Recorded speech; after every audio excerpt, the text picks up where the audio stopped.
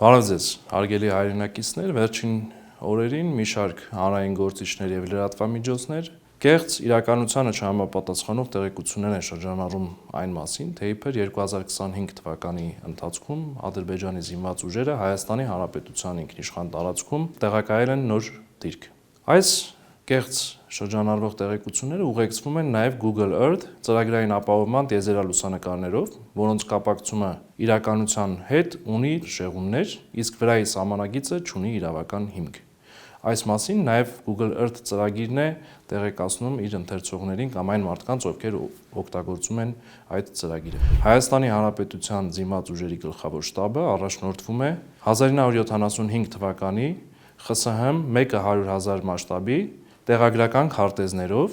որոնք ունեն իրավական ուժ, այն քարտեզն է, որը հաստատվել է պետական գեոդեզիական վերահսկողության Անդրկովկասի տարածքային տեսչության պետի կողմից։ Ձեր ուշադրությանն ենք ներկայացնում այդ քարտեզը, որտեղ դեղին գծանշումով ցուցադրված է Հայաստանի Հանրապետության պետական սահմանագիծը, կանաչ գծանշումով ներկայացված է Google Earth ծրագրային ապահովման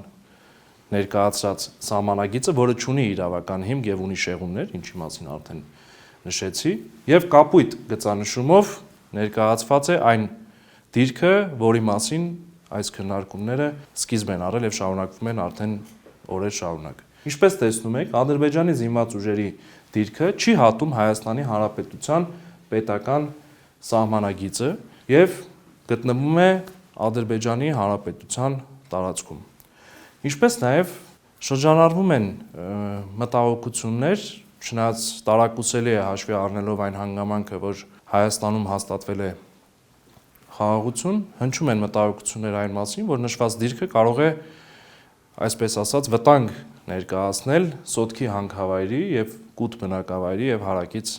տարածքների վրա։ Նախ նշենք, որ նշված դիրքից Սոտքի հանքավայր ընկած հեռավորությունը շուրջ 4 կիլոմետր է, իսկ դեպի Կուտ բնակավայր ընկած հեռավորությունը 6.4 կիլոմետր։ Ավելին, Կուտ բնակավայրի եւ նշված